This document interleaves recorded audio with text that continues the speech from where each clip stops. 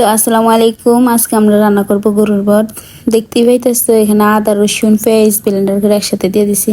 তারপরে হলুদের গুঁড়া দিতেছি পরিমাণ মতো। তো যার যতটুকু লাগে ওই পরিমাণ মতো দিবা। তারপরে এখন দিতে হইব গিয়া লবণ, পরিমাণ মতো লবণ দিবা, যে যতটুকু খাওয়া পর্যন্ত। তো সবাই দেখতেই পাইতেছো নতুন ভিডিও করে কিছু মনে করো না, ভুল টুল মাফ করে দিও।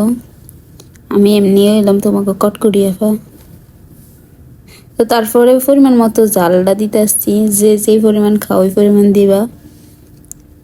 আমার জামাইয়ের আবার হঠাৎ বট খাইতে মন চাইছে, লেগে নিয়ে আসে, কতক্ষণ চিল্লাইছি, তখন কি করার, রান্না তো করতে হবে। তো তারপরে দেখতেছো যে এখানে ভাজা জিরার গুঁড়া আছে, বা জিরার গুঁড়া পরিমাণ মতো দিতেছি,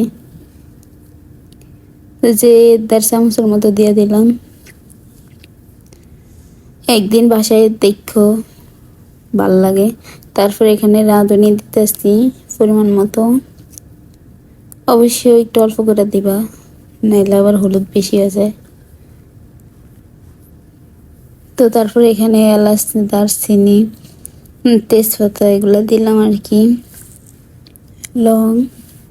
তারপরে পরিমাণ মতো সব কিছু দিবা। তারপর পরিমাণ মতো তেল দিতে হইব।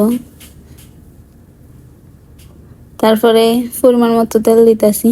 তো মনে করে ফলো করে দিবা সবাই। এখন এটাতে ম্যারিনেট করবো ভালো করে।